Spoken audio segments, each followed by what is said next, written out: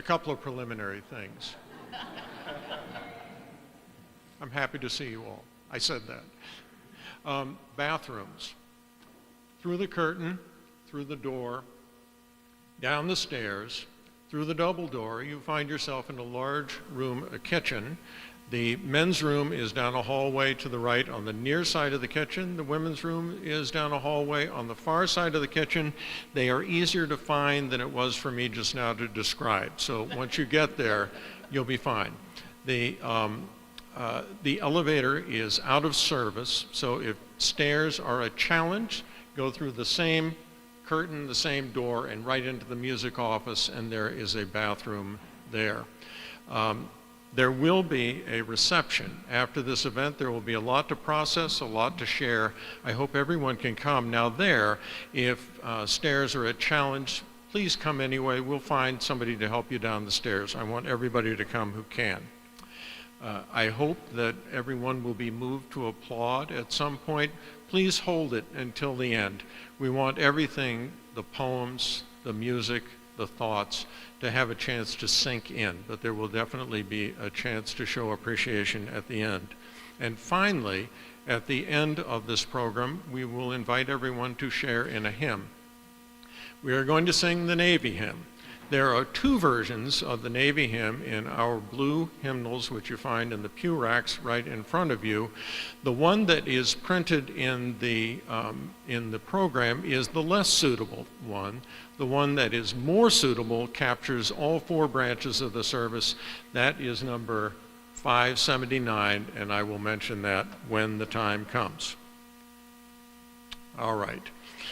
What we in the United States call the Vietnam War is one part of a very long conflict. Our country's entry into Vietnam was preceded by that of France, which had been involved in Vietnam and its neighboring countries, what France called French Indochina, continuously since the 19th century. After we departed, conflict continued within Vietnam and between it and its neighbors.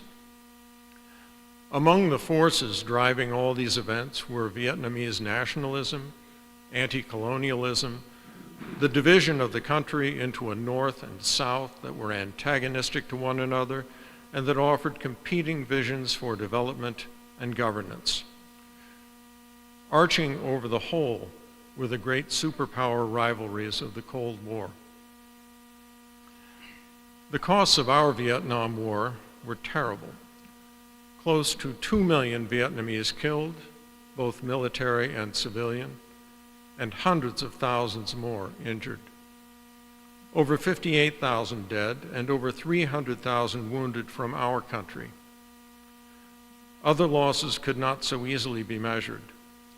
Profound ecological damage to Vietnam, regional disruption that empowered the Khmer Rouge of Cambodia with its killing fields, unexploded bombs that threaten farmers in Southeast Asia to this day, and in the United States, a degraded sense of national confidence, cohesion, and purpose.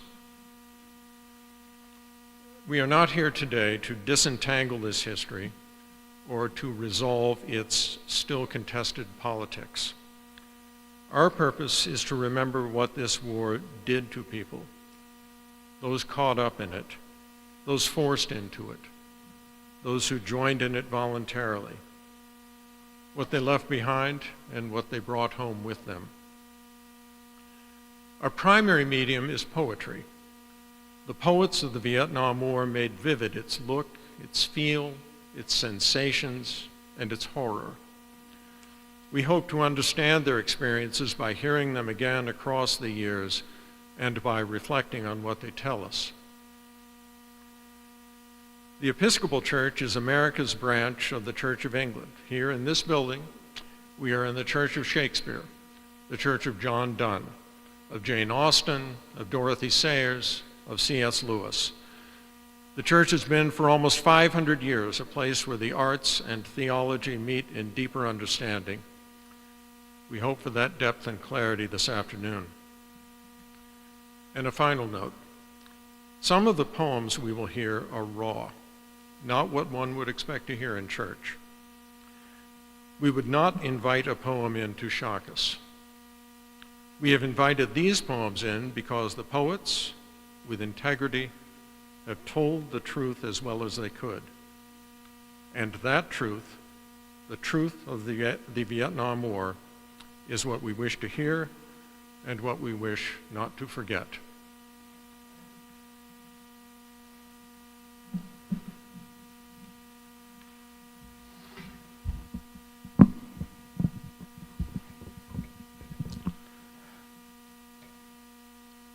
W.D. Earhart served in Vietnam from 1967 to 1968 with the 1st Marine Battalion, 1st Marine Regiment as an intelligence chief. He fought in Con Thien and then later Hue City during the Tet Offensive where he was wounded. The shootings at Kent State in 1970 catalyzed him to join the anti-war movement. Earhart is sometimes called the Dean of Vietnam War poetry because he has compiled, published, and championed the poetry of his fellow Vietnam veterans. He is also the author of the memoir, Vietnam Percasi, and in 2019 retired as a teacher of English and history at the Haverford School in Philadelphia. Michael Casey was born in Lowell, Massachusetts, and drafted in the fall of 1968. After military policeman school in Fort Gordon, Georgia, he served in Quang Ngai and Quang Tin provinces from 1968 to 1970. In 1972, he won the prestigious Yale Younger Poets Prize for Obscenities, a chapbook based on his experiences in Vietnam. The publication and award encouraged him to quit his master's degree in physics and study creative writing instead. For many years, Casey taught at Northern Essex Community College in Haverhill, Massachusetts. The Next Step by W.D. Earhart. The next step you take may lead you into an ambush. The next step you take may trigger a tripwire. The next step you take may detonate a mine. The next step you take may tear your leg off at your hip. The next step you take may split your belly open. The next step you take may send a sniper's bullet through your brain. The next step you take. The next step you take. The next step. The next step. The next step.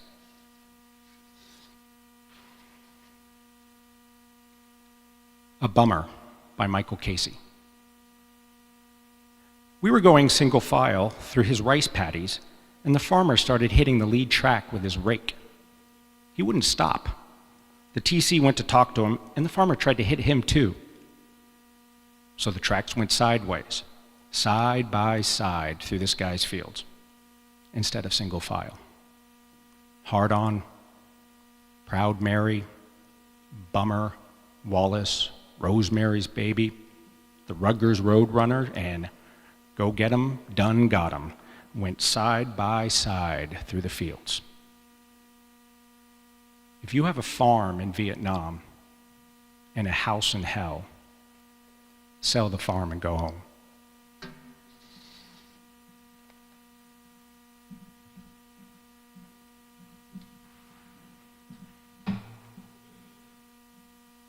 Good afternoon, my name is Tom Bennett, and I grew up in Bangor.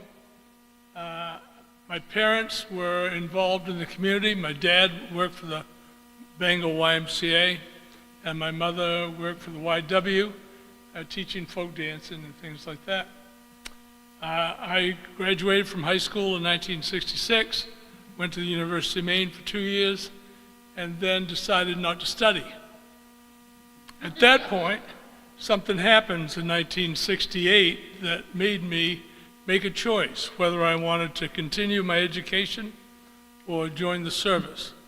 I didn't really have much of a choice because if I didn't continue my education, I was going to get drafted. So I decided that I wanted to fly. So I joined the United States Army, and I went through basic training in Fort Polk, Louisiana. They made it nice and warm for us to get used to the Southeast Asia. And then Mineral Wells, Texas for beginning flight, and then Fort Rucker, Alabama for advanced flight. That whole process takes about 9 months. So with basic training for 2 or 3 months, and then flight school for 9 months, after about a year in the service, then we get our orders. And all the orders that my company had were for Vietnam. And that was the 1960, late 68. So getting into, the best thing I think I can do for you is describe a typical day in Vietnam for a helicopter pilot or a helicopter crew. There are many places in Vietnam that are like the pictures you've seen. There are also some places that are very luxurious, or what we thought were. And those places were usually in the rear of the action. Now, in World War II, you had the front and you had a rear. In Vietnam, you had several different fronts. So one front might be up here this month, and then it might change over the months. Troop movements from the North Vietnam regulars and the VC would change just to keep us off our game.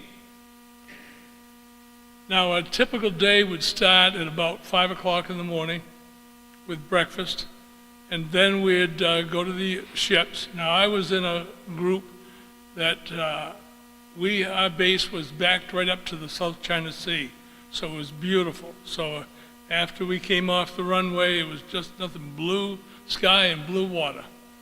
And then we'd churn in, and we'd go over triple canopy jungles, fields of rice, farming country, that type of thing. And we would always come to a hill. And the group that I was with had 3 hills within 25 miles of our base. Our base held 3,000 people, but actually those people, a lot of them were out on these hills. The companies would be out there, stationed infantry company, artillery companies, all working together. And so at the home base where I was, we had anywhere from 1,100 to 1,200 people. It would be about the size of the Bangor Mall circumference. If you look at the Stillwater and Hogan Road and Interstate, if you took that big chunk, that's about the size of our base. In that base, you'd have a runway, and that's where we took off in the morning about 6:30, 7 o'clock. Now, what we did in the morning was we would go out to one of those hills, and we would help those people with their everyday things such as somebody's going on leave. They get a week off, so they have to get from that hill to our base to the place where they're going to leave to go on R&R. Or you might have 2 or 3 people that have payroll problems, or you might have people that have illnesses or scrapes that got to be taken care of. So that's what we did in the morning. At some time just before lunch, generally the head officer wants to go out to see his units that are in the field. Now, you have our base, and you have these 3 mountains that have, let's say, 300 or 400 people on each one, and then there are some squads or companies out in the bush, they call it, or it might be in the swamp, wherever they are, and he wants to go out and talk to them, or see what the canopy looks like, see what the location looks like. He's getting information on the radio, but he also wants to see them in person. So that happens until about lunch. Then it's lunchtime. It's delicious. If you were lucky enough to bring your lunch with you, or sea rations or something like that, it was pretty good. If not, you were going to take whatever those kids were eating. The afternoon generally was saved for assaults. Now, the information they gathered in the morning would put into the headquarters, headquarters would say, okay, we want to have a combat assault on this area. Now this happened daily. It wasn't something that would happen Monday through Friday, it would happen daily. So you got 7 days you're dealing with. So generally every afternoon about 1 o'clock, we would get about 10 to 12 helicopters, and we would land and get troops on board. We could take 8 to 9 people on with us. There were a 4-man crew, myself, a co-pilot, a gunner, and a crew chief. And then we'd load those people off and take them to where we were going to go. This was daily. It got to be such a routine that it was just normal for us to do. We knew roughly what time it was based upon what we were doing. Now, at the end of the day, well, I guess I should say probably some of these combat assaults were cold and some were hot. And what that means is that would be some activity, enemy activity in there where their guns were going. Or we'd go in, we'd put them down, and then they would do their search, and they'd either stay there for several days, or they might walk to the next location where they're supposed to be.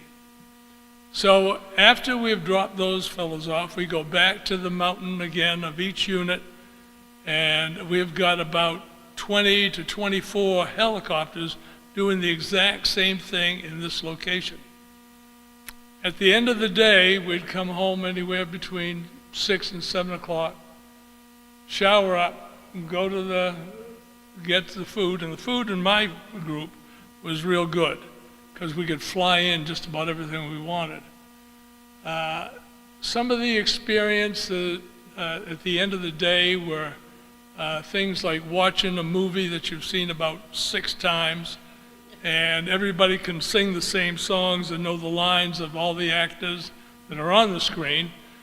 But more than that, it was a camaraderie of the people that you were with. And I just came back actually from a reunion of my flight.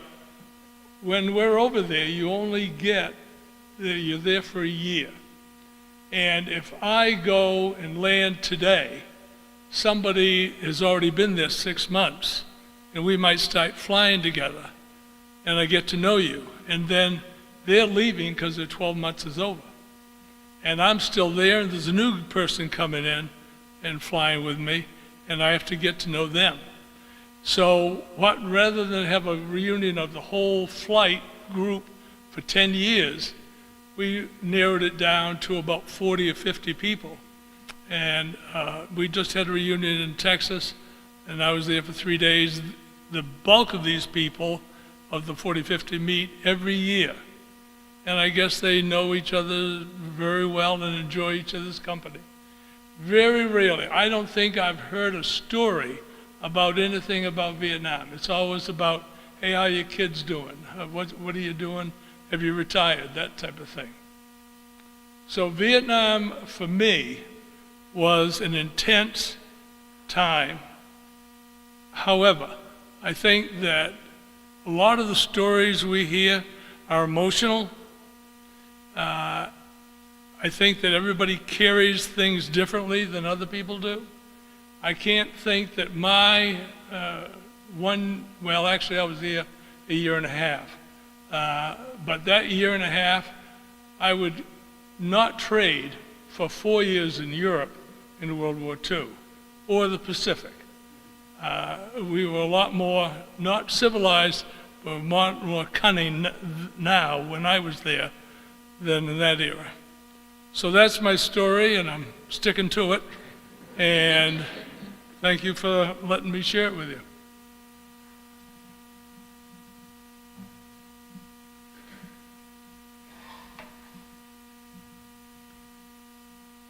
Bruce Weigel deployed to Vietnam with the 1st Air Cav from 1967 to 1968.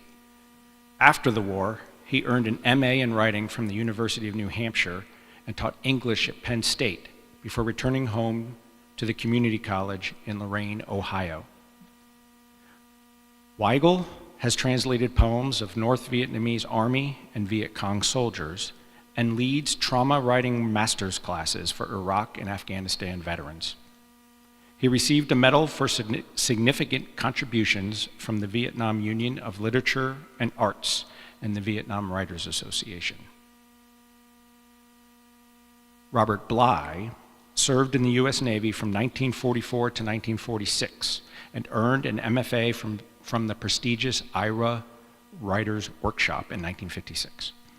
In 1966, he won the National Book Award for Poetry and co-founded American Writers Against the Vietnam War. He subsequently donated the prize money to the anti-war effort. Bly was also the first official poet laureate of Minnesota from 2008 to 2011. His most famous work is Iron John, a book about men.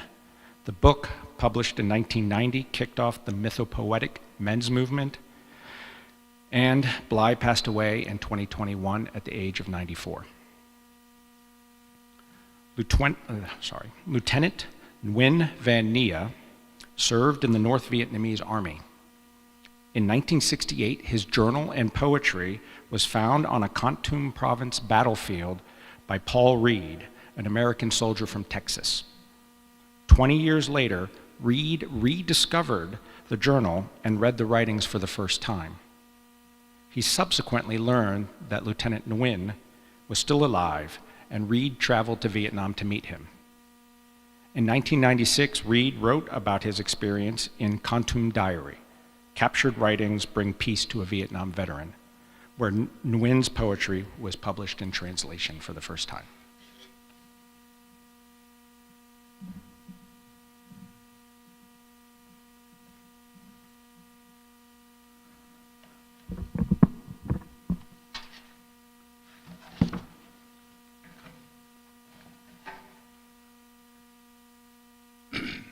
Song of Napalm for my wife.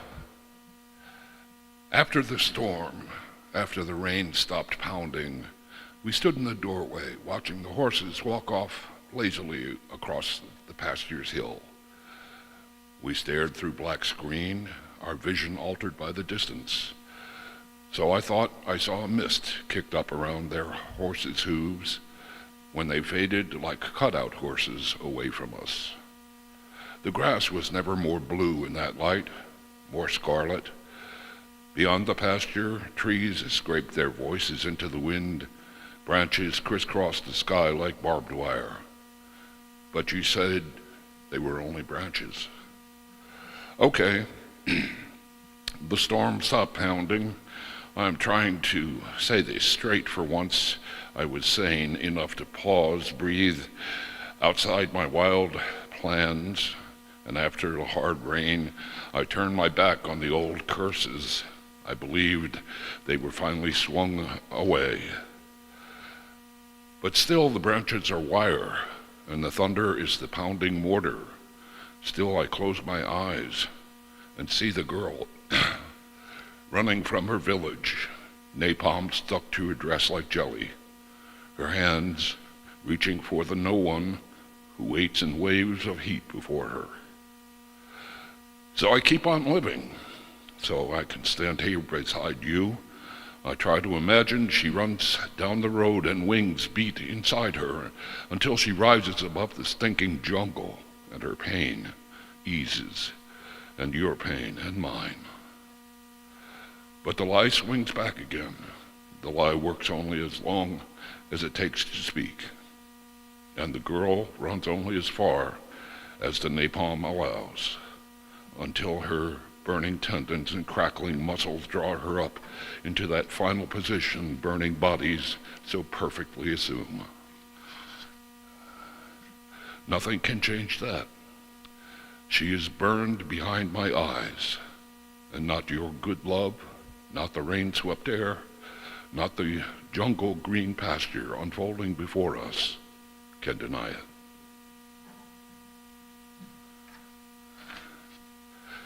Counting small boned bodies. Let's count the bodies again.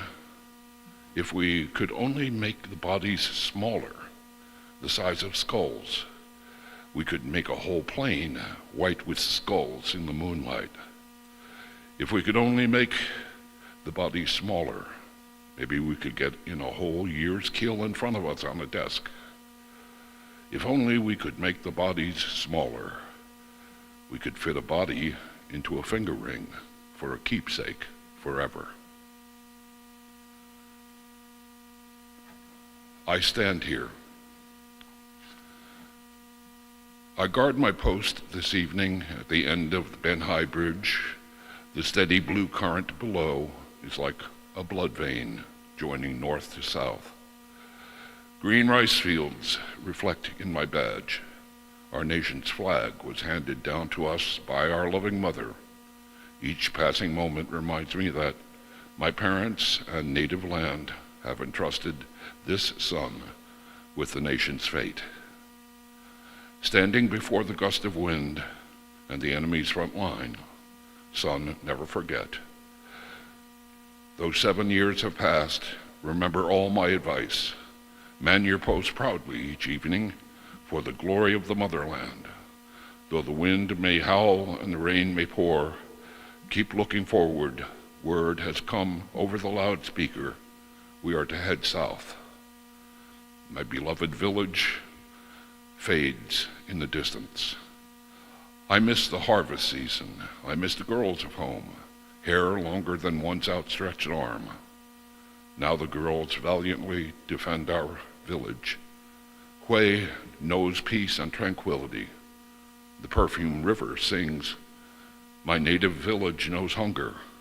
Every night the echoes of southern gunfire tear at my insides.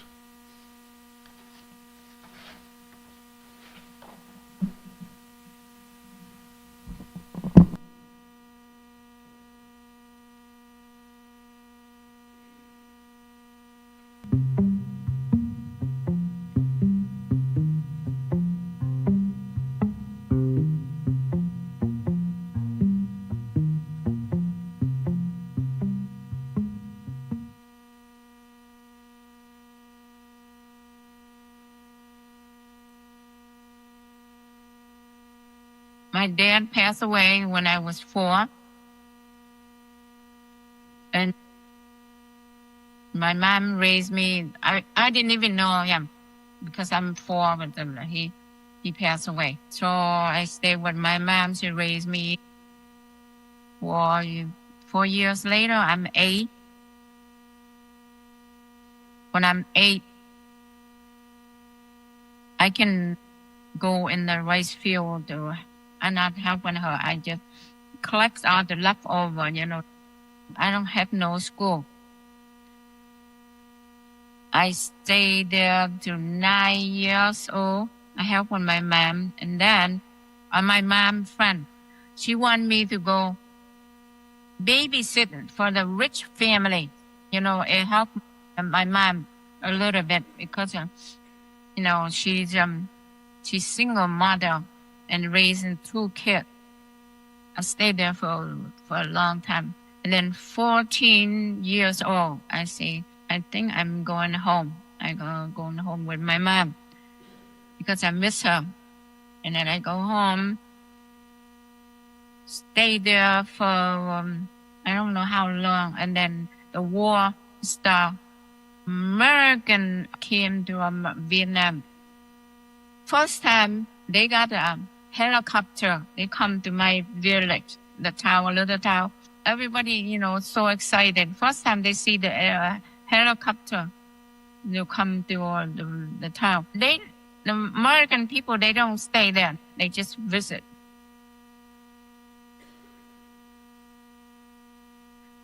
The neighbor,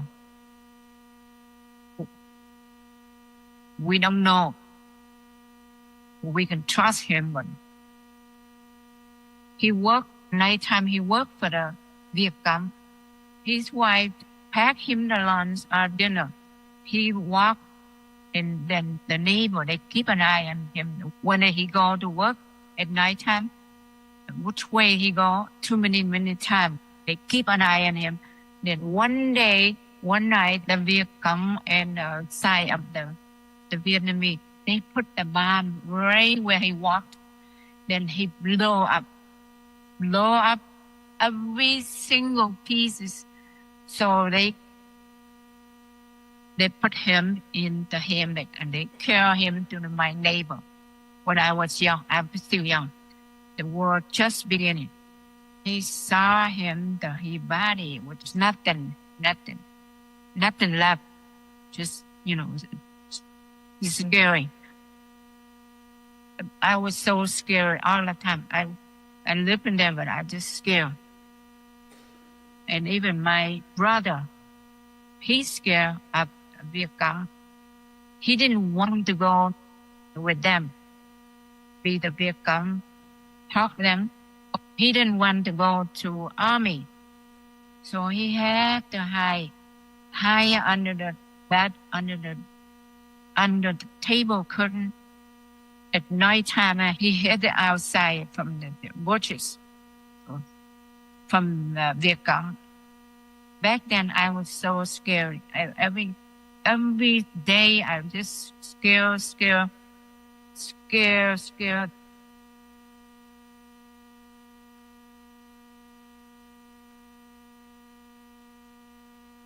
It was scary. It's very, very scary. It's a lot of people, a lot of young girls got killed from the Viet Cong. They just come in the little village. I live in a little town. And they just came in and they called people to go to the meeting. But they talk so quiet. They knock on the door, came in and asked my mom, go to the meeting. And I was so scared. I hide in the back of my door. Every time I come home to visit my mom, they call my mom, go to the meeting. My mom come home and she say, oh, that girl got killed. I work and I come home. I have a week vacation. I stay there. I was so scared. It's a lot of young girls died from the Viet Cong. A couple of days later, before I go back to Bangor, they came. They knock on the door. When they come to the village. It was so quiet. They have a lot of dogs. So people in the neighborhood, they have dogs. If the dog barking, it's just quiet. I don't know how they do. They just let the dogs quiet. They come in and knock on the door. Ask my mom go to the meeting. My mom get ready to go, and she got a bag of rice for ready for the New Year.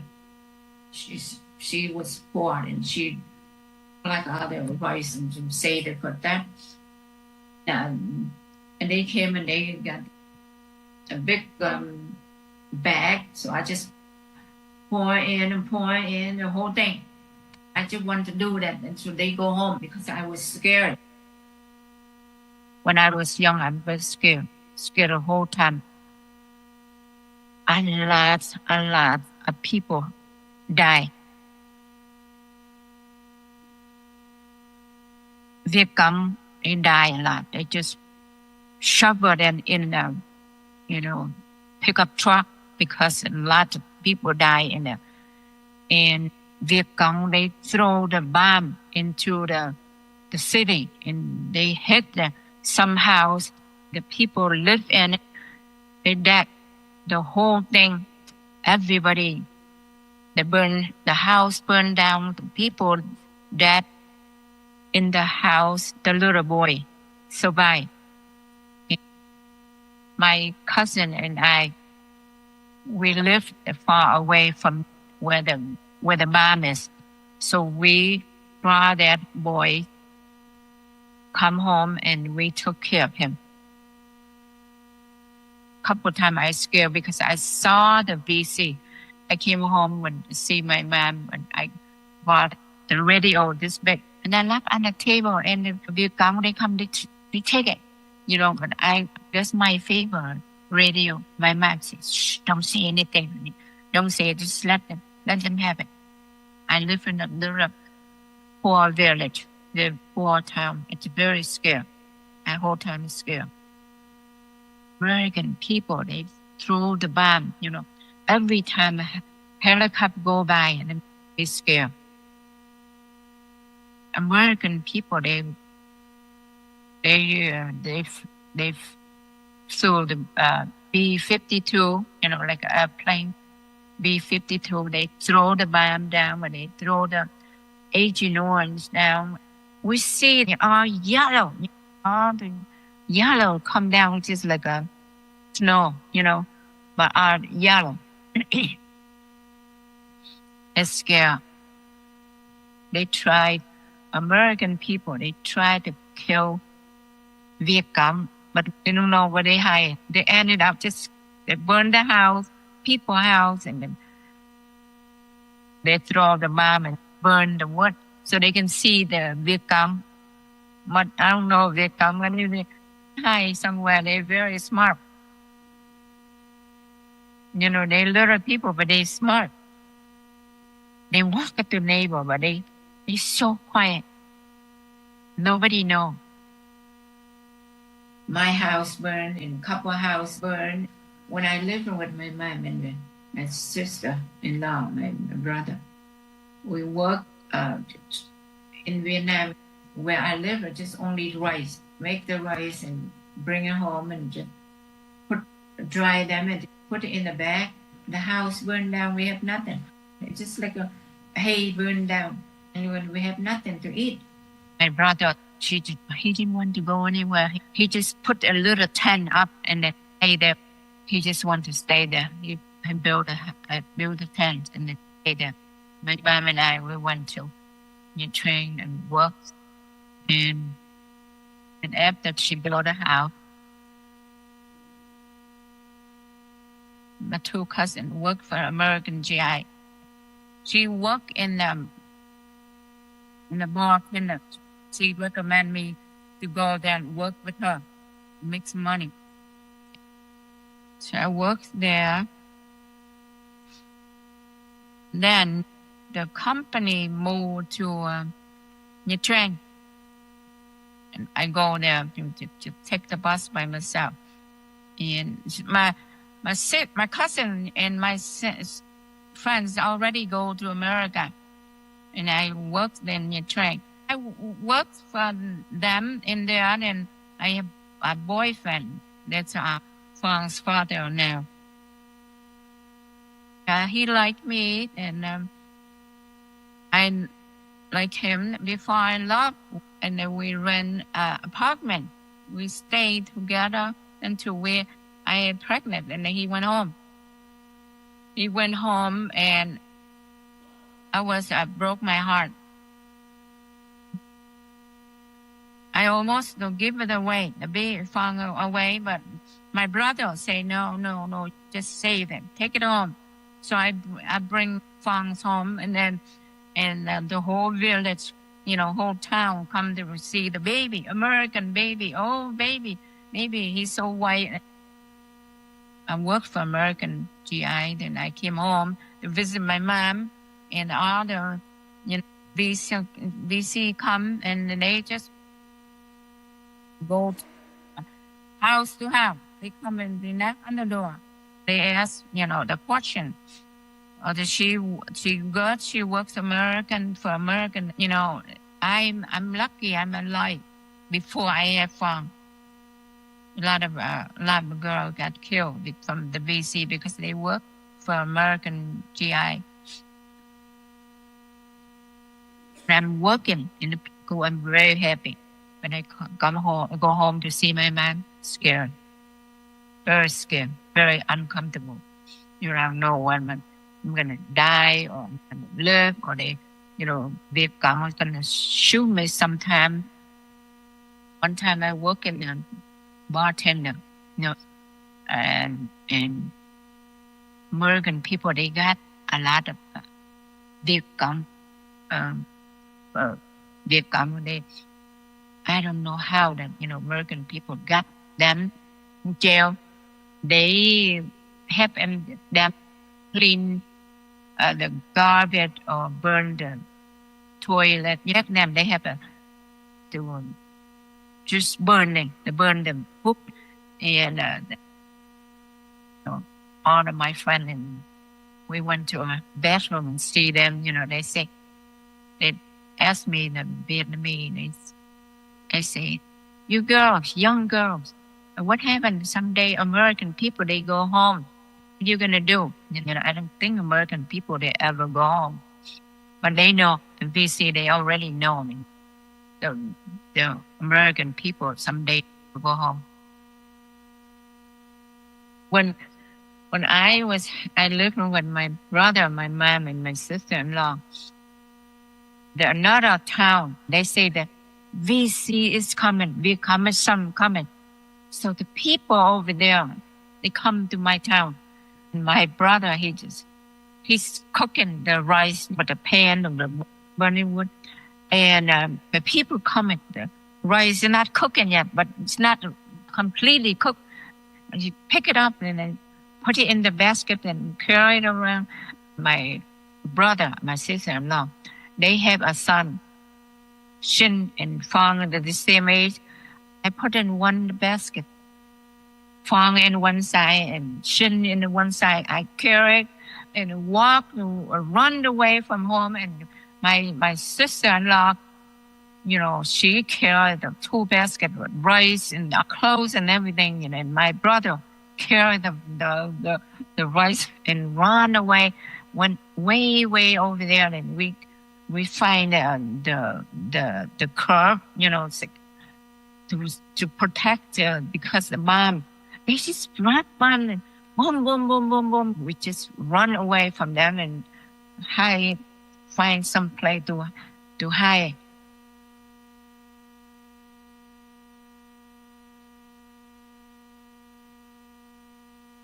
I stay in the village and found he was a baby, and then Peter, he 5 years old. They are making fun of him, say, you American kid, you go home, why you stay here? He went to school and he didn't have no place to sit, and they just put him in the corner. They call me, and the hooker. That's why you got the immigration. That's an American kid. They call me the hooker, and she said, but I'm still work back then. I work in a rice field, and also I buy 100 baby ducks, and I raise the ducks. That's how I make the money. Besides working in a rice field, my cousin lived in Episcopal when the war started. She just run away from Episcopal to go to Japan. She run away from days and night. She got an immigration son like Fang, but she afraid to see the immigration, they will kill her son. So she keeps run away from them. And then she lost her son.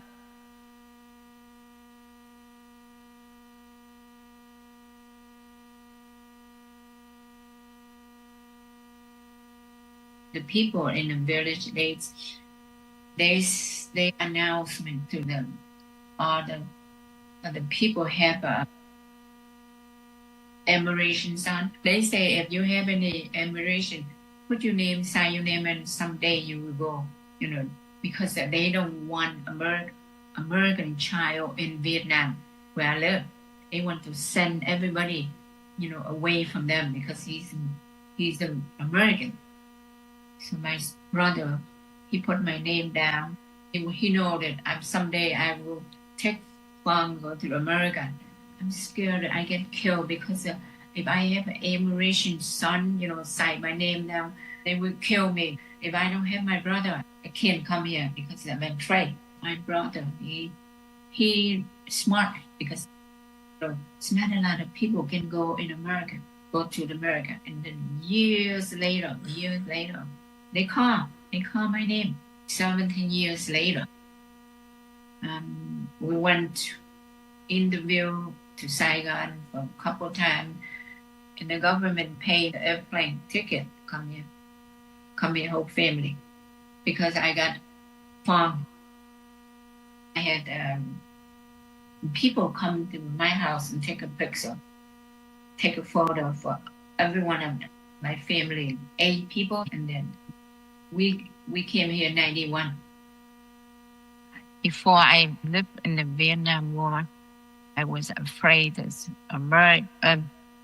Vietnam. Then after when Phong got young, I was still young, I stayed with my mom and my sister-in-law and my brother. Then scared of the Viet Cong, the people, they don't treat you right because you have an immigration son. And then after 7 years, I work with people, but they don't treat me right. They didn't treat me right. And then when I married the Tang, 1 year, maybe I was happy with him. 1 or 2 years, that's all. And then he beat me up all the time, and I just scared. My life, I just scared so bad. Scared of the war, living in the Vietnam War, and after that, I got an immigration son, and people didn't treat me right. And after I married the Tang, I'm scared of him. My life, I just scared the whole time. Now I'm happy. I'm still scared, but I'm very, very happy. I'm very happy that children grow up, they got a family, I got grandchildren, they are doing well. I'm very happy now. Back then, I'm just scared life. My life was always scared.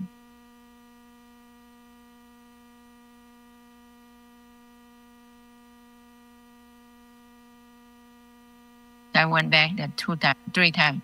But for now, the country changed, very different. 100% they changed. Can't tell anything, very, very different. A lot of people, they still hate Viet Cong because they took it over. They make some people are so rich and some people are so poor because they control the country. American and Vietnam, they 2 countries, they connect each other. Now they fight.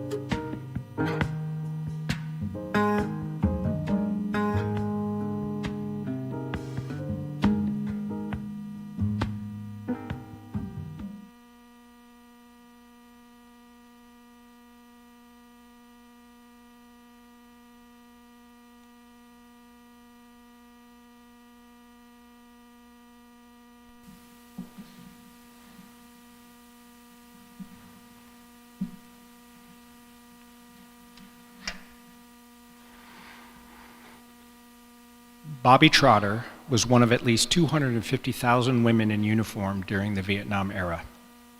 As a volunteer with the supplemental recreation activities overseas, Trotter was stationed in Quai Nam, Binh Hoa, and Da Nang from 1970 to 1971.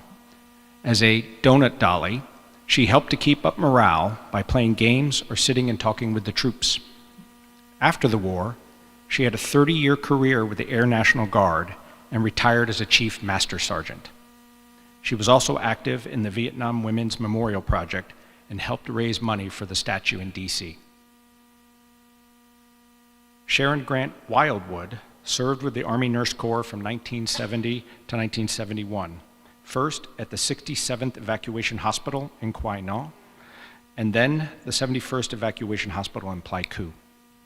Wildwood is a paper and fiber artist and has published several nonfiction and fiction books, including the memoir, Dreams That Blister Sleep, a Nurse in Vietnam.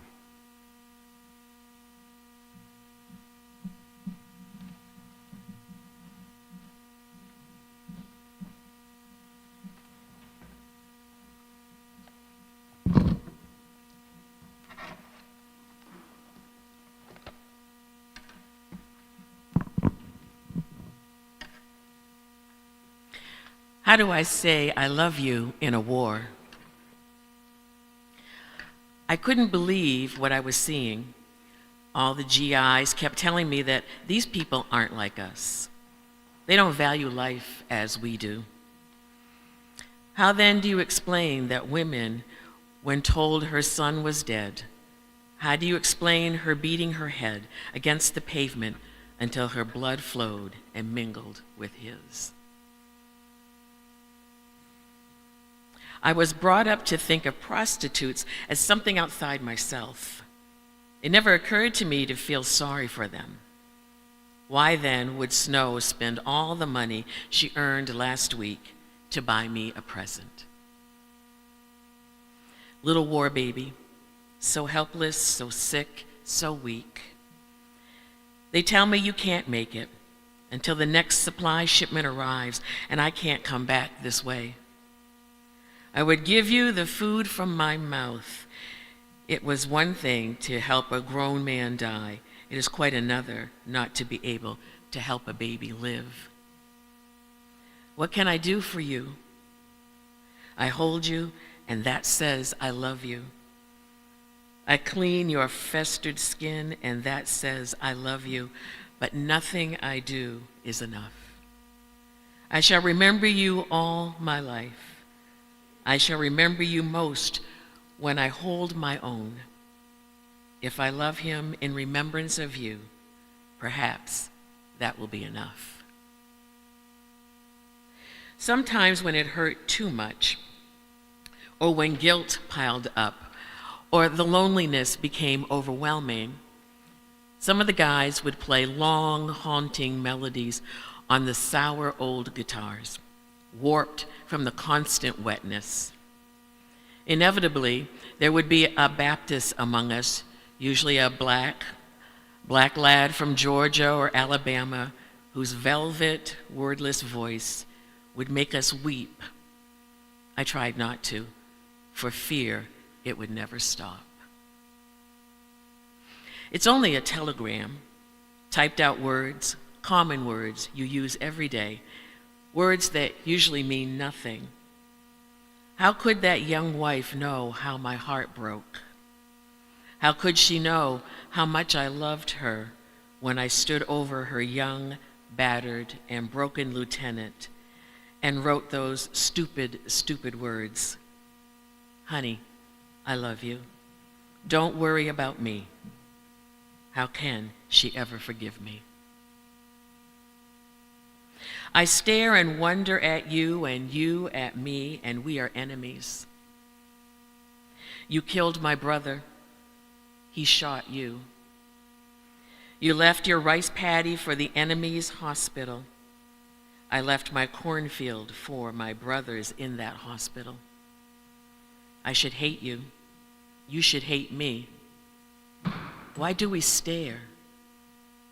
You take hold of my hand and love passes through our fingers. Who is our enemy if we love one another?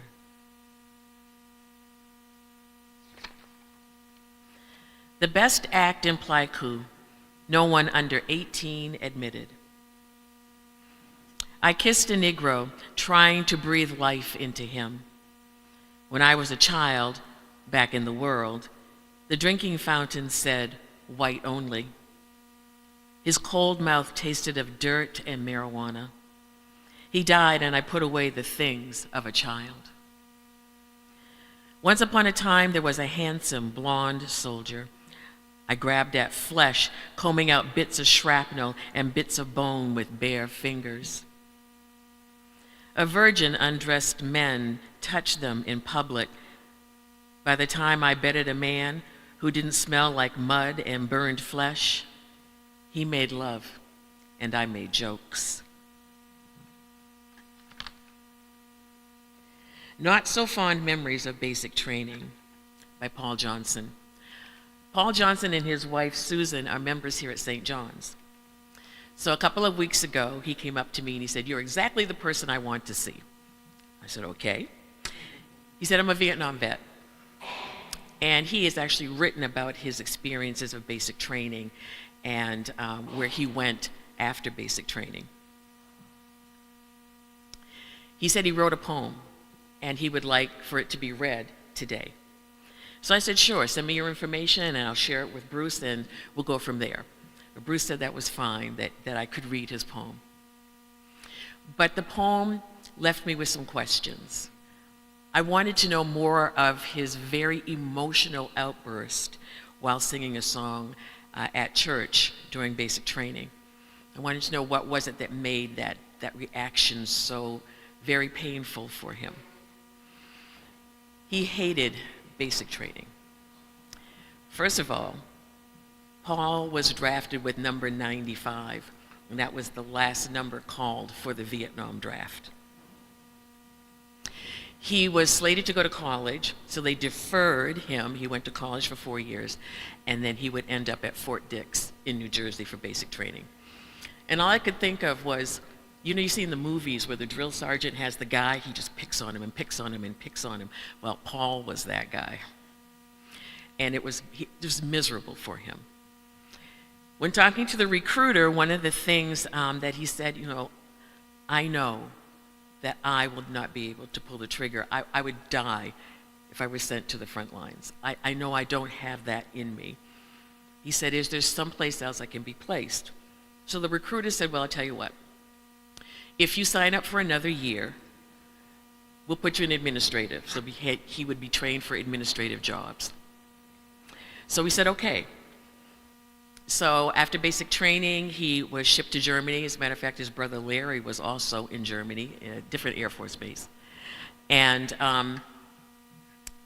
Paul was talking to the other people who were there to be trained for administrative duties.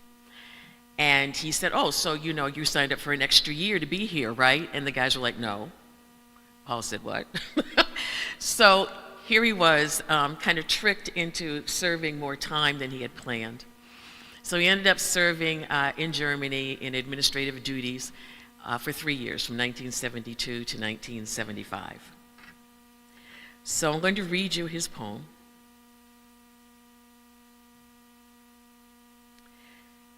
And it's called Not So Fond Memories of Basic Training. "Sir, yes sir, drill sergeant. It's strange how changed a man can get in 8 short weeks of hell, a twinkling in time. It's sad that I'm learning to hate so well." About 6 weeks into basic training, Friday we had bayonet training. On Saturday I wrote this poem. Sunday I went to church and cried as hard as I ever have as an adult as we sang, "They'll know we are Christians by our love." The contrast between Friday's training and Sunday's hymn was mind-blowing.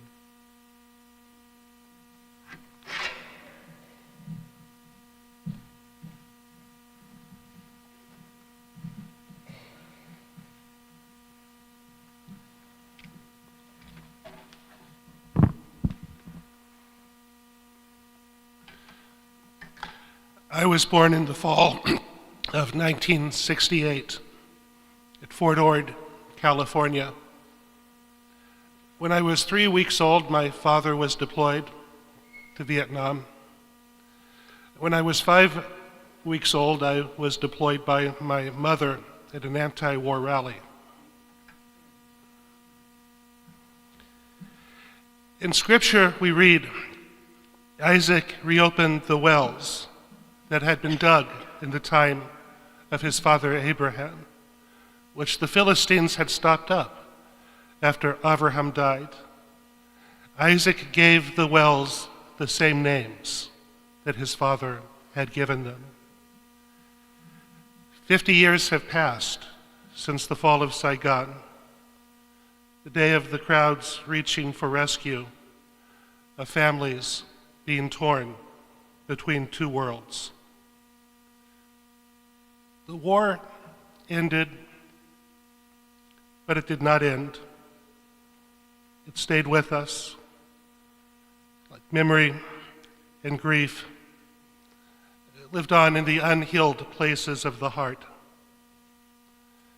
Today we come to remember and to redig our wells, not to judge or to romanticize the past, but to uncover what has been buried by pain, by silence, and by time.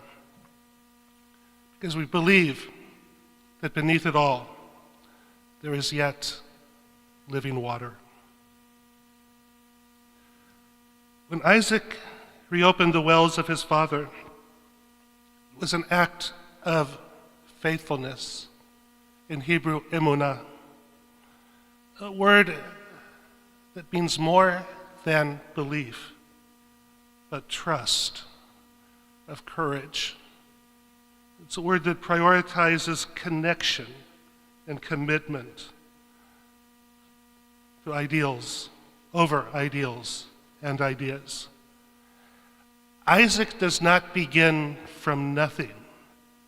He bends down to where his father once dug, believing that what gave life before might do so once again. And this is the task of remembrance, to believe there is still something life-giving beneath the ground of sorrow.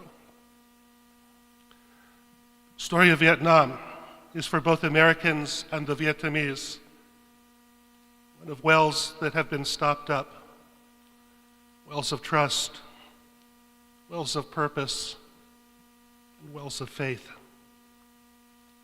The war buried much: innocence, ideals, trust, and the sense of God's nearness. But even in this ground, we believe that water still flows beneath. Redigging is not easy. The Hebrew word chafar is to dig with determination, with purpose. It's not just scraping off of dust. It's the same word that we use to dig graves, but also foundations. To redig is to labor and to move through resistance. It's to face our history and not turn away. For those who lived through the era, redigging may mean revisiting pain, uncertainty, the loss. For those of us born after, or those of us who became aware afterwards, it means refusing to inherit only the myths. It requires humility to understand that when time does what time does, it can both improve perspectives and narrow them. Remembering rightly is an act of grace. In Hebrew, we call it chesed. And this was the attribute of Abraham, Isaac's father. It asks us to see the humanity in those once called enemies, to honor the dignity of every story, and to let compassion do its slow work of digging. After Saigon fell, both nations entered a wilderness. Vietnam rebuilt from ruins. America wandered through doubts and division. Veterans sought healing. Families crossed oceans. Artists painted what the words could not hold. Refugees built new life. And over time, new wells appeared. Genesis tells us that when Isaac found a well over which nobody quarreled, he named it Rehovot. This means wide, spacious. He said, now the Lord has given us room. And perhaps this is what we need, what we can find. Rehovot, space. Space for our sense of the truth, space for healing, space for stories to breathe side by side. The living water that endures from the Vietnam War flows from reconciliation and courage through acts of remembrance and words of poetry and music that do not allow us to forget. It flows through commitment, emunah, but also through chesed, the grace that runs deeper than grief. To redig the wells 50 years later is to believe that below the dry ground, that to believe in the same God that watched over Abraham and Isaac, and believe that we are called to uncover what sustains life. The story of Vietnam is a story of war, but also a story of faithfulness, of endurance, and with the help of God, discovering again that beneath loss, there is yet life. Thank you, Dad. I miss you. I love you, Mom.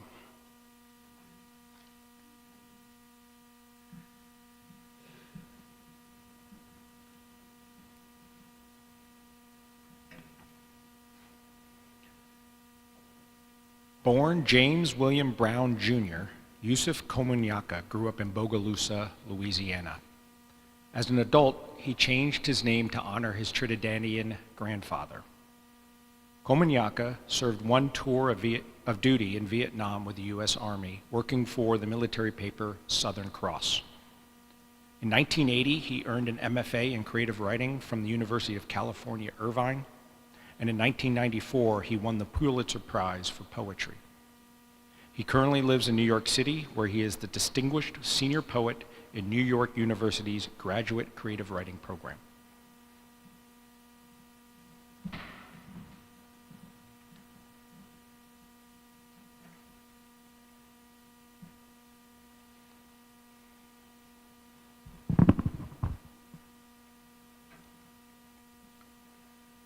Scarlight Scope Myopia by Yusuf Komunyaka. Gray-blue shadows lift shadow onto an ox cart. Making night work for us, the starlight scope brings men into killing range. The river under V Bridge takes the heart away, like the water god riding his dragon.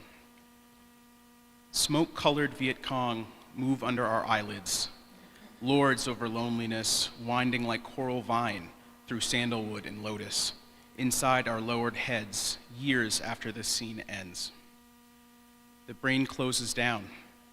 What looks like one step into trees, they're lifting crates of ammo and sacks of rice, swaying under the shared weight. Caught in the infrared, what are they saying? Are they talking about woman? Or calling the Americans Baku Den Kada? One of them is laughing. You want to place a finger to his lips and say, shh. You try reading ghost talk on their lips. They say, up, up we go, lifting as one. This one, old, bow-legged, you feel you could reach out and take him in your arms. You peer down the sights of your M16, seeing the full moon loaded on an ox cart.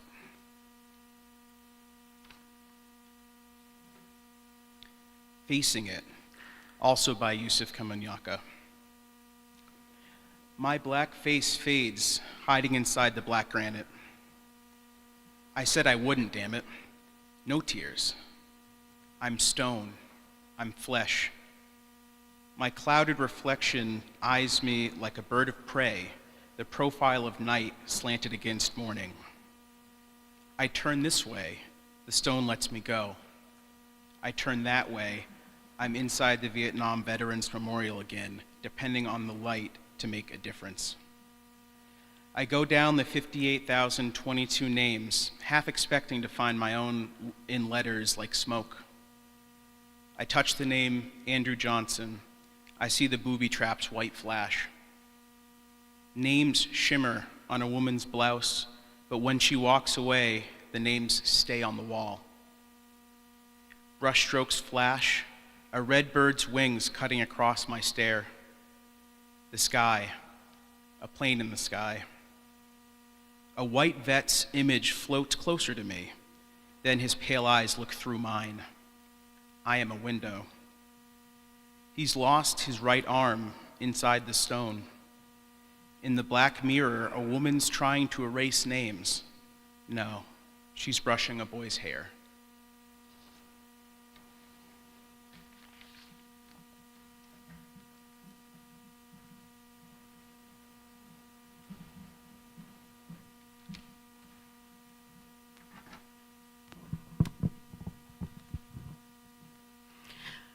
I am the child of the 70s.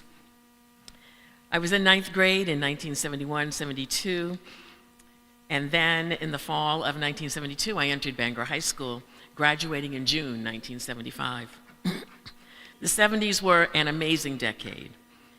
They were known for a mix of political upheaval, social change, technological advances, and unique cultural trends. One of the hallmarks for me was seeing America through that cultural lens. I remember the diverse music, TV shows, and the fashion. Oh my goodness, the fashion. I cringe when I see old pictures of myself from then. The music played on the radio was everything from hard rock, Motown, R&B, country, and easy listening.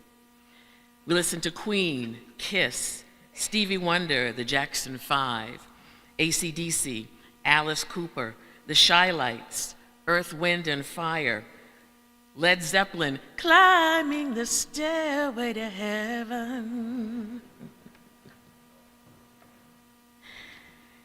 and the Captain and Tennille, Helen Reddy, Leonard Skinner, and of course, country greats Johnny Cash, Loretta Lynn, Dolly Parton, Willie Nelson, and how can we forget disco, the Bee Gees, and Saturday Night Fever.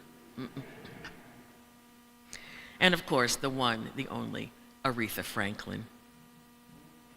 On the TV, we watched Little House on the Prairie, Happy Days, Sanford and Son, All in the Family, MASH, The Jeffersons, Dallas, them Dukes of Hazzard.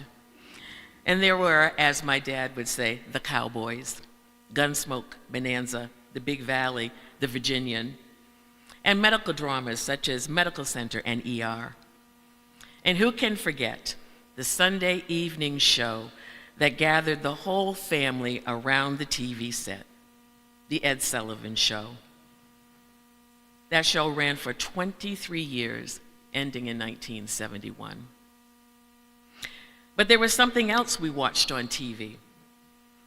Every night at 6 p.m., the nightly news broadcasts aired reporting on important events here at home and around the world. The Vietnam War was televised right into our living rooms. Gone were the scripted World War II newsreels that were shown at the movie theater. War came into American homes, raw and real. My cousin Daryl, who lived with us, was drafted to go to Vietnam. He was supposed to be in administrative duty, but instead he ended up on the battlefield. When he came home, he was never the same. I remember one afternoon, he and my dad got into a physical fight because Daryl had become so difficult to live with. My mom was from Canada and still had family there, and Daryl went to Canada to live with them, hoping that they would be able to help him. But unfortunately, that didn't work. He was drug addicted and mentally ill, and was in and out of rehab for years. We haven't heard from him in decades, and I don't know whether he's alive or not today. My guess is probably with the demons that chased him, I don't think he is still with us.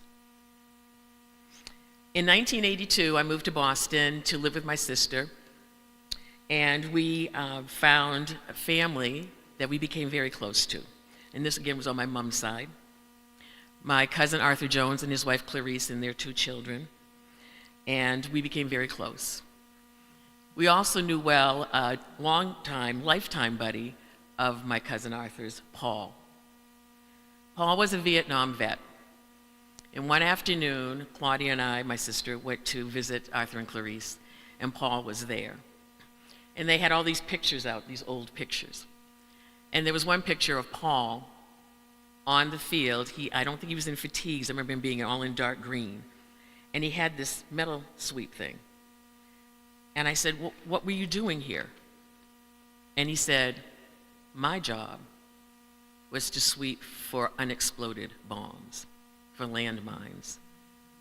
And in Vietnam, it was known as UXOs, unexploded ordinances. I was in shock. I'd never really talked to any Vietnam's vets. I didn't know kind of the jobs that they did. And I said to him, how did you ever do that? He said, Nancy, I had to. I had to concentrate and pray that I survived. Fortunately, he did. He raised 2 children who have done very, very well. Paul was a retired firefighter, and when he remarried, he and his wife were able to travel the world, and he led a good life. I found out that he died a couple of years ago, but it made me feel good that he was one of the ones that came back and could actually move forward in his life, unlike so many others.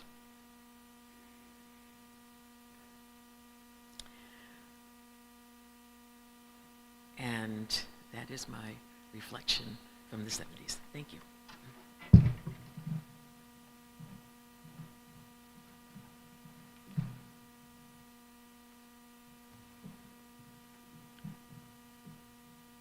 As a conscientious objector, John Balaban petitioned his draft board to drop his student deferment so he could go to Vietnam with the International Volunteer Services.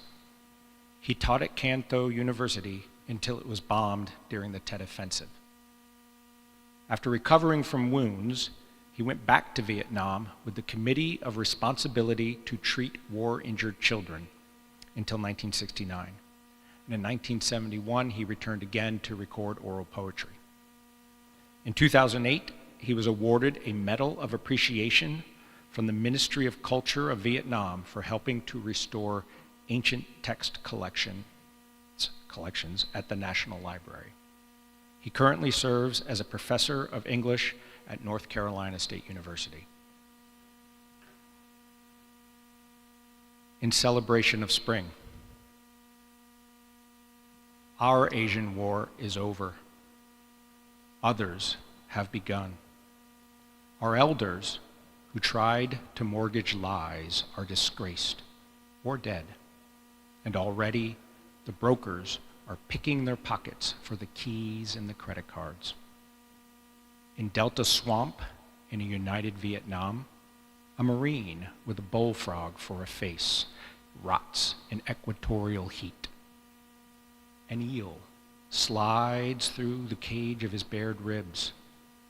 At night, on the old battlefields, ghosts, like patches of fog, lurk into villages to maunder on doorsills of cratered homes.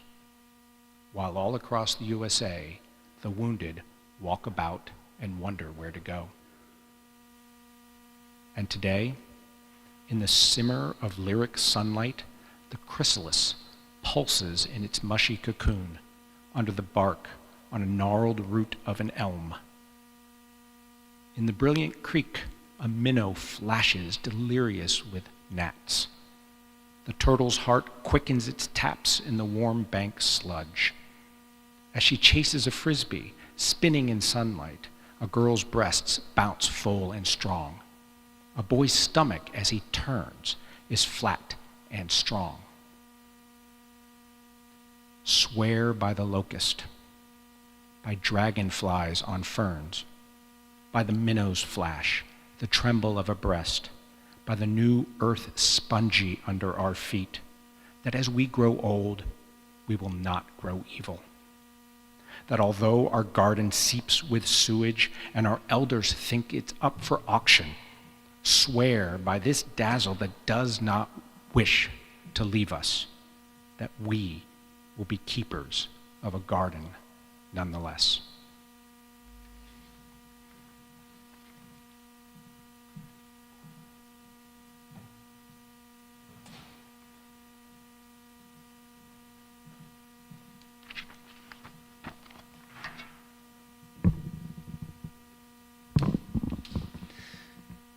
At the end of World War II, Walter Kerbel flew as a bombardier on B-29s from the island of Guam over Japan.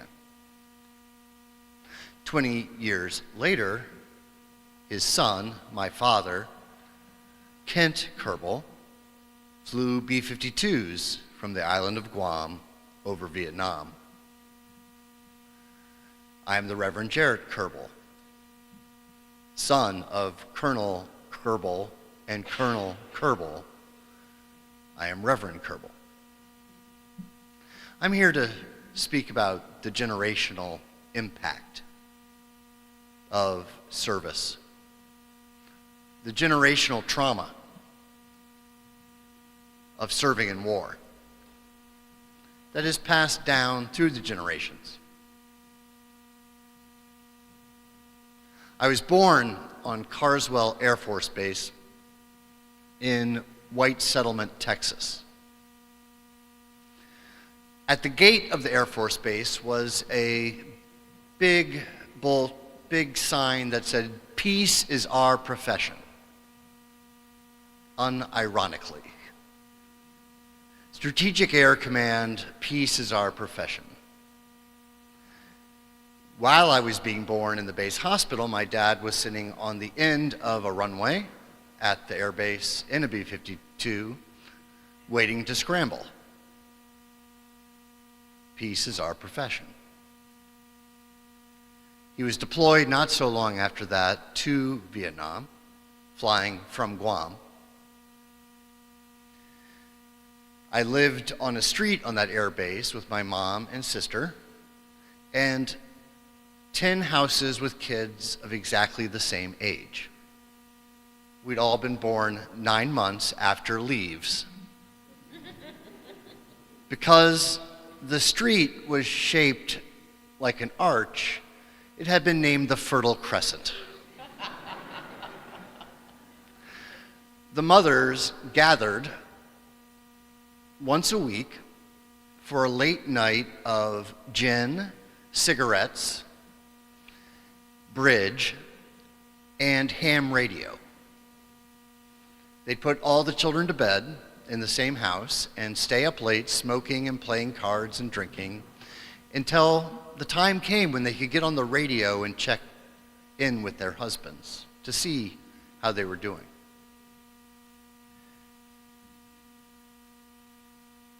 All of these mothers lived in fear of that day when a car would pull up outside, and out of that car would come the chaplain and an officer of equal rank who would approach your door and tell you that your husband was dead.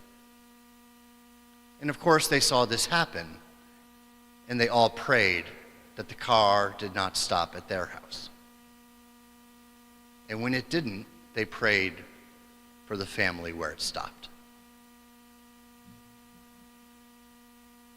Now, from that picture, it dawned on me, with all the research that's happened about generational trauma, how could that trauma not come home? How could it not be passed on, even in utero, that level of stress and danger and fear? Even added to when the airmen came home and brought trauma with them. All their painful, mixed feelings of both relief at making it home, sorrow and loss at losing friends, and deep, deep moral pain at what they had done. When a B-52 comes over and drops a bomb, in fact, lots of bombs, it turns people into pink smoke. That's a horrible thing to have to live with, because the people you're bombing are both soldier and civilian, women and children. And this is pretty much the heart of what I want to bring out today, because I'm so pleased that we are actually doing this program here in a church, because we have always known the cost of war. But it's only an adaptive tick of humanity that we pretend we don't. War is horror. War is evil from the perspective of the church, almost in all cases. It's bad for humanity. It hurts the soul, body, mind, and spirit. And we know that. But in some odd adaptive way, we pretend we don't know that. Maybe because we have to raise up a next generation to go to war. And so we tell the lie that war is glorious, war makes men, war is good, war is necessary. Even while we know the opposite is true and have always known since the time of the Iliad, we've known the cost of war to our souls. We've known. And so often I heard growing up, oh, we didn't know about PTSD, we didn't know about this, but we did. There's an amazing movie that came out right after World War II about soldiers coming home from World War II. Their airplane flight across the United States as they all come home carrying their burdens and scars. One of the most honest and amazing movies I've ever seen. We knew and we know. Which for me, spiritually speaking, in a church before God, and to respond to what Bruce said at the beginning, what a better place to tell the truth than before God, from whom no secrets are hid. Can we commit to what we know while still honoring the sacrifice of all who served, while still honoring the sacrifice of all who served and sacrificed,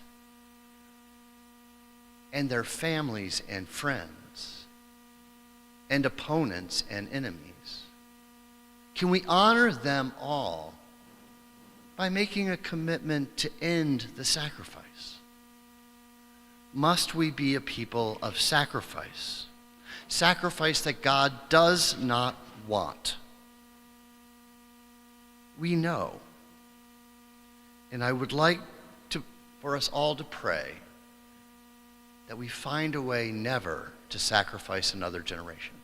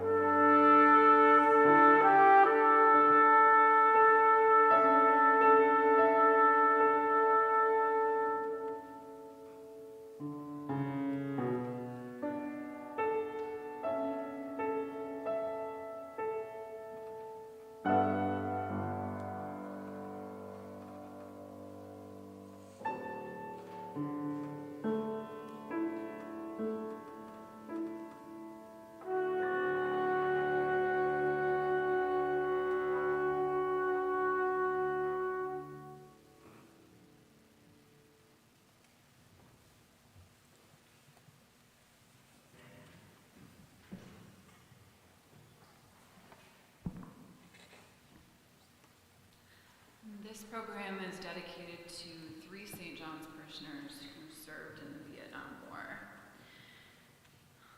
Leon Edmund Swain was born on December 9, 1946 at Fort Campbell in Tennessee, where his father was in the service. Lee joined the Army himself after graduating from the University of Massachusetts. He was commissioned a second lieutenant and progressed from artillery school to Army Aviation Flight School to an Army Aviation Safety course, moving with his new wife Ruth from Texas to Georgia to Los Angeles. Lee was deployed to Vietnam from May of 1970 to May of 1971. And there, he served with the 101st Airborne Division as an aviation safety officer, as a helicopter pilot, and as a platoon leader. After leaving Vietnam, Lee served for 3 years in Germany, where he flew helicopters in a nuclear weapons unit. During Lee's military service, he and Ruth had their daughter Kristen in Germany and their son David in Alaska. Lee retired from the military as a lieutenant colonel and moved his family to Bangor. Here at St. John's, we know him as a bass in our choir, a photographer for our events, and a reliable and cheerful participant in parish events. In the community, he's known as a member of the Rotary Club and as a classic rock musician. And with hundreds of other former local teenagers, I know him as my orthodontist. Thank you, Dr. Swain. Judith Jones was born and raised in Sewickley, Pennsylvania, 13 miles west of Pittsburgh. She attended Morehead State University for 3 years before she was approached by a Navy recruiter. Her brother was already in Vietnam as a Marine, and Judy enlisted. After being trained in naval communications and intelligence, Judy was assigned a soul-crushing job. For 3 years, she received, read, and then delivered teletype messages to the Pentagon in person that identified Navy and Marine personnel who had been wounded or killed in action. As she processed her daily flow of information, Judy learned of shattered and grieving families before they knew they were shattered. She learned details the families might never know, details of an endless series of deaths and wounds in brutal specificity. She lived at Arlington National Cemetery and heard the funerals. In the ongoing collection of messages, she saw the names of people she knew and dreaded with every message seeing her brother's name. And she learned more, that the authorities were not telling the public the truth about the war, about military setbacks, napalm, Agent Orange, all the accumulation of misery and loss. Some people become heroes in combat. Judy became a hero by enduring her military service and then attending nursing school on the GI Bill. Today, we know her as a mother, a grandmother, the wife of our late choir master, Fred Jones, and a veteran of our soprano section. Others in the community, even now, decades into her career, still know Judy as a mental health and psychiatric nurse manager, a healer and a comforter to those in distress. Thank you, Judy. Charles F. Rowe Jr. was born in Ohio in 1926. After graduating from the Naval Academy in the class of 1948, he commanded submarines and rose to the rank of Rear Admiral. Chick's accomplishments are literally too numerous to recount. We would all miss dinner. But 4 can summarize his career. As director of the Navy's Human Resource Management programs, Chick initiated seminars in race relations to ensure fair treatment of Black sailors. Such programs might be routine today, but they were bold a half-century ago, bolder still because attendance was made mandatory even for Chick's reluctant superiors. Chick implemented treatment programs for sailors suffering from their use of substances, leading the way on recognizing substance use disorders as a treatable issue of physical and mental health, and often the cost of sending people to war. Along with 4 women colleagues, Chick received the Women's Bicentennial Medallion from the National Organization for Women for his efforts to improve the status and treatment of women in the armed services. And at a critical moment in history, Chick was appointed chief executive in charge of the turnover of Navy assets to the Vietnamese Navy. He also became a senior naval advisor to the Vietnamese Navy, in which capacity he supervised an effort to educate and advise Vietnamese allies with respect and without condescension. Chick had a long and successful life in academia following his retirement from the Navy. He also made sense of our finances here at St. John's and delighted many with his talent for photography and woodworking. Thank you, Chick.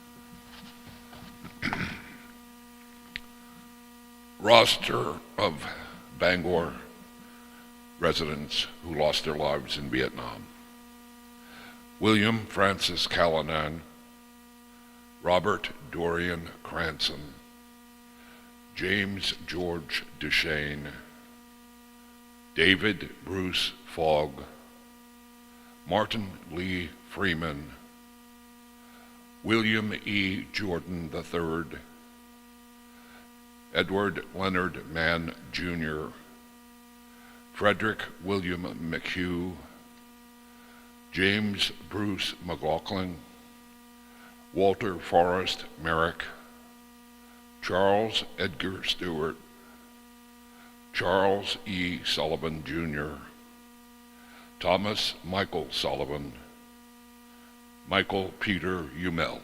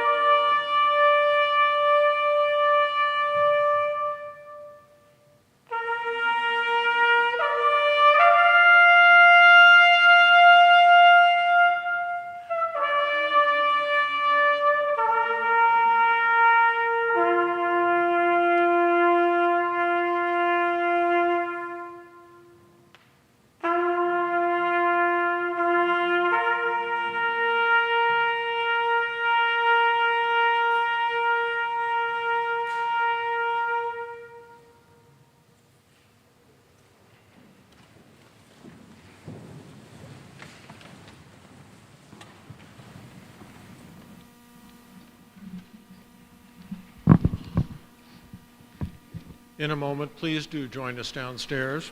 But first, thank you, Jeff, Jerry, Nancy, and Dylan.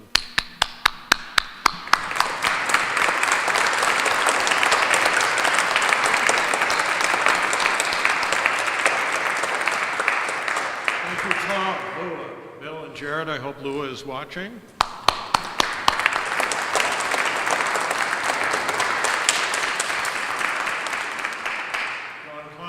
clearing copyright for us, John Patterson for playing taps, Brennan, Eric back at the control module.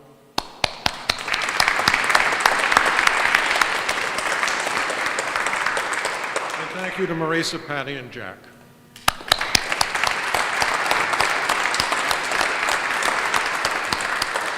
And now Josh Singer will lead us in hymn number 579.